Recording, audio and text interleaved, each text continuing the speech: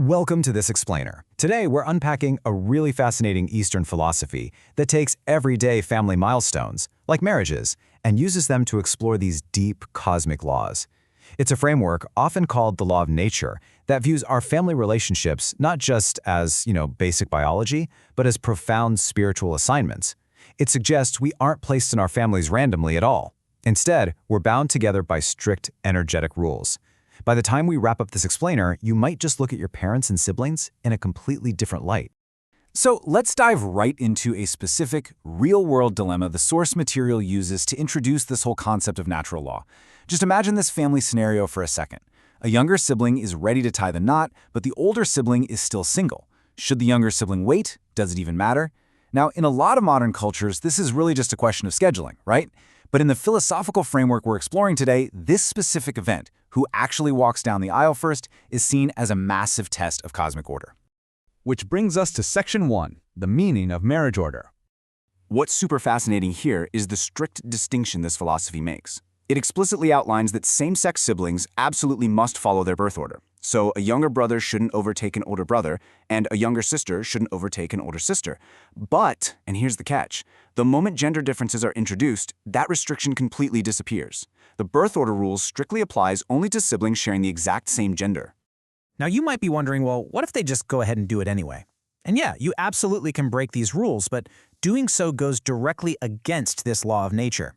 The philosophy warns that breaking this order literally twists your path, pretty much guaranteeing a complicated and difficult life, all because you chose to bypass the natural flow.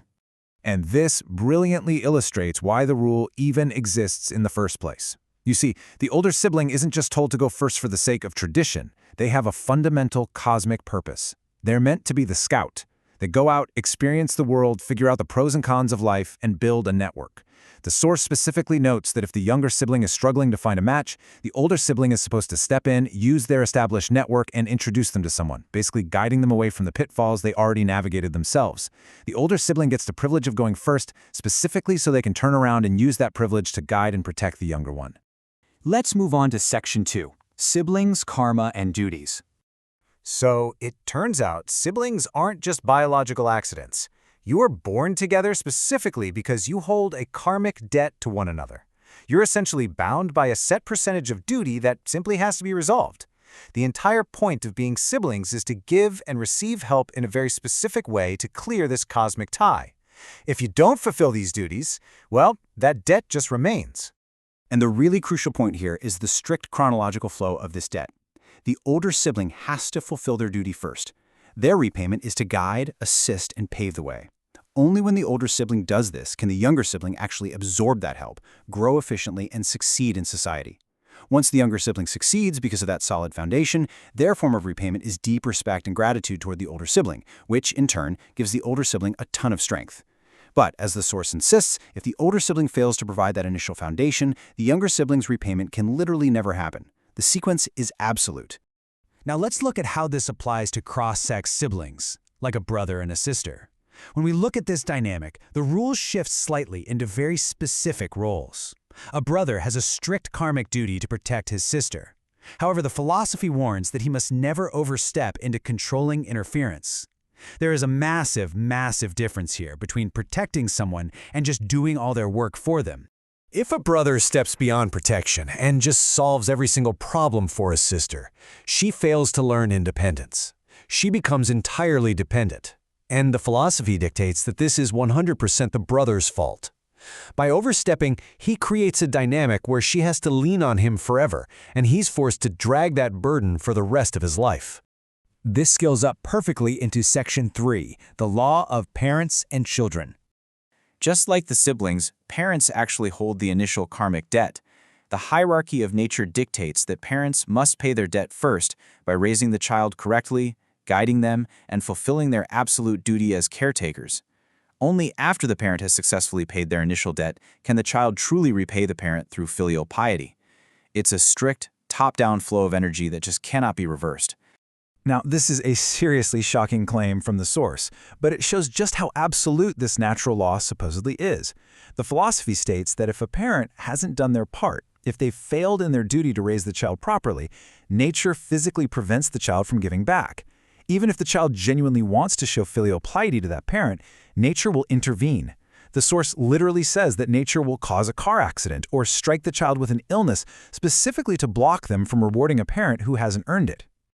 You're probably thinking, why would nature do something so seemingly cruel? Well, the philosophy explains that nature creates these tragic roadblocks to intentionally break the parents' hearts. By making the child suffer or by preventing the child's success, nature's forcing the parents to finally look inward and reflect on what they did wrong. The hardship is essentially a cosmic signal designed to make the parents agonize, reconsider their past actions, and finally wake up to their own failures in raising the child. Which leads us to our final part, Section 4, the wisdom of knowing one's faults. This brings us to the ultimate takeaway of all this, absolute personal responsibility. If you are currently facing hardship, this philosophy insists it's simply because you are ignorant of these natural laws. You have to look at your own life, acknowledge your mistakes, and resolve those issues. Because if you don't correct it, your children are just going to repeat your same painful cycle. The absolute greatest thing you can do for them is fix your own path first. So, the really crucial point here is this radical rule of nature. The urge to blame anyone else is entirely flawed. The source states emphatically that if you're suffering, it is because of your own mistakes. If you truly dig into your own faults and understand how you've interacted with these cosmic laws, you will realize there is, quote, not even 0.1 millimeters of reason to blame someone else. Your hardships are entirely your own to own and your own to fix. I want to leave you with this final thought today. How might applying this intense level of self-reflection transform the conflicts in your own life? Whether it's tension with an older sibling, a feeling of burden toward a younger one, or maybe resentment toward a parent. What happens if you strip away the blame entirely? If you assume there is not even 0.1 millimeters of fault lying with them and look solely at your own karmic duties, how does your family dynamic change right now? It's a heavy, provocative framework for sure, but one that promises profound personal power if you have the courage to apply it.